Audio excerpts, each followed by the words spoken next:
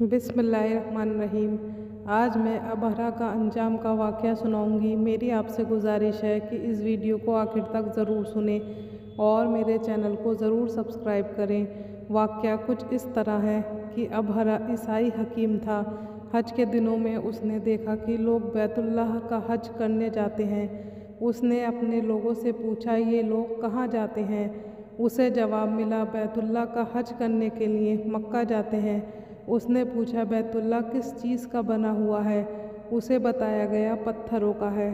उसने पूछा, उसका लिबास क्या है? बताया गया, हमारे यहाँ से जो धारीदार कपड़ा जाता है उससे उसकी पोशाक तैयार होती है। अबहरा ईसाई था। सारी बात सुनकर उसने कहा, मसीह की कसम, मैं तुम लोगों के लिए इससे अच्छा घर तामीर करूँगा। इस तरह उसने सुर्ख, सफ़ेद, जर्द और स्याह पत्थरों से एक घर बनवाया।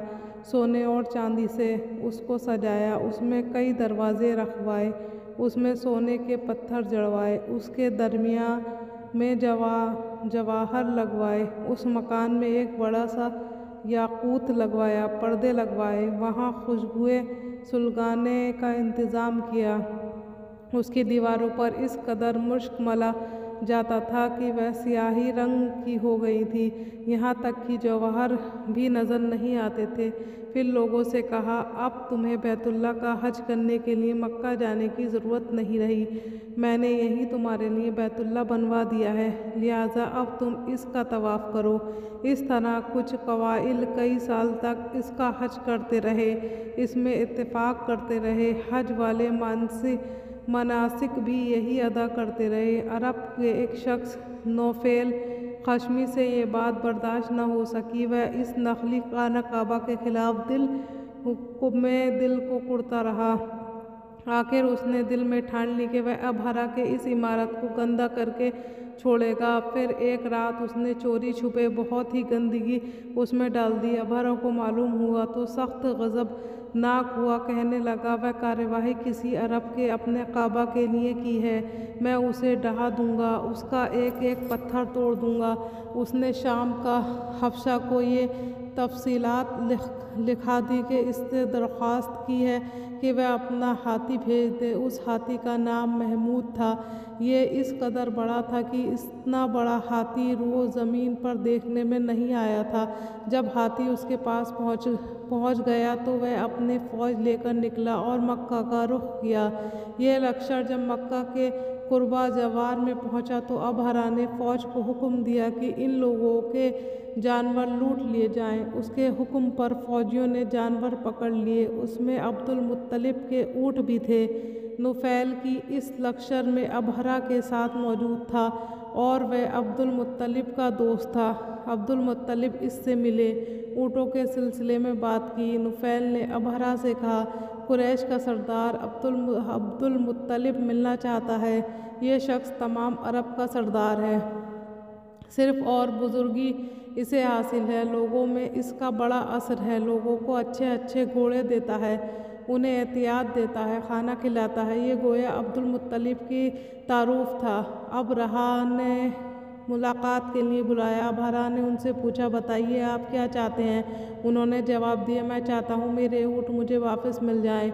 उसकी ये बात सुनकर अबहरा बहुत हैरान हुआ। उसने कहा, मुझे तो बताया गया था कि आप अरब के सरदार हैं, बहुत इज्जत और बुजुर्गी के मालिक हैं, लेकिन लगता है मुझसे गलत बयानी की गई है, क्योंकि मेरा ख्याल था कि आप मुझसे बैतुल्लाह के बारे में बात करेंगे, जिसको मैं गिराने आया हूँ, और उसके साथ आप उसकी इज्जत वाबस्ता है। लेकिन आपने तो सिरे से इसकी बात नहीं की और ऊँटों का रोना लेकर बैठ गए। ये क्या बात हुई? उसकी बात सुनकर अब्दुल मुत्तलिब बोले, आप मेरे ऊँट मुझे वापस दे दो। बैतुल्लाह के साथ जो चाहे करे, इसलिए कि उस पर घर का ये परवरदिगार वह खुद ही उसकी हिफाजत करेगा। मुझे उसके लिए फ़िक्रमंद होने की ज़रूरत नहीं। उनकी बात सुनकर अबहरा ने हुक्म दिया, उनके ऊँट वापस दे दिए जाएं। جب انہیں ان کے اونٹ واپس مل گئے تو انہوں نے اس میں سموں پر چمڑے چڑھا دیے، ان پر نشان لگا دیے، انہیں قربانی کے لیے وقف کر کے حرم میں چھوڑ دیا تاکہ پھر کوئی انہیں پکڑ کے حرم کا پروردگار اس پر غضبناک ہو۔ پھر عبدالمطلب ہیرا پہاڑ پر چڑھ گئے۔ اس کے ساتھ ان سے کچھ دوست تھے۔ انہوں نے اللہ سے درخواست کی، اے اللہ، انسان اپنے سامان کی حفاظت کرنا ہے، تو اپنے سامان کی حفاظت کر۔ ادھر سے ابھرا اپنے لشکر لے کر آگے بڑھا تو خود ہاتھی پر سوار لشکر کے درمیان موجود تھا۔ ایسے میں اس کے ہاتھی نے آگے بڑھنے سے انکار کر دیا۔ وہ زمین پر بیٹھ گیا۔ ہاتھی بانوں سے اسے اٹھانے کی کوشش کی لیکن نہ اٹھا۔ انہوں نے اس کے سر پر زیریں لگائیں، آکس چبھوئے مگر وہ کھڑا نہ ہوا۔ کچھ سوچ کر انہوں نے اس کا رخ یمن کی طرف کیا اور وہ فوراً اس طرف چلنے لگا۔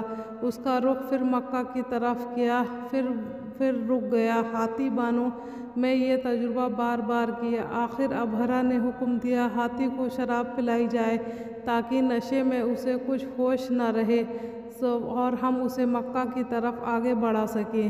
اسے شراب پلائی گئی لیکن اس پر اس کا اثر نہ ہوا۔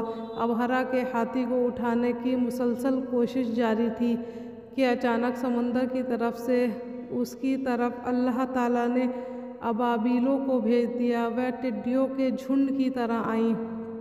دوسری طرف عبدالمطلب مکہ میں داخل ہوئے، حرم میں پہنچے اور کعبہ کے دروازوں کی زنجیر پکڑ کر ابھرا اور اس کے لشکر کے خلاف فتح کی دعا مانگی۔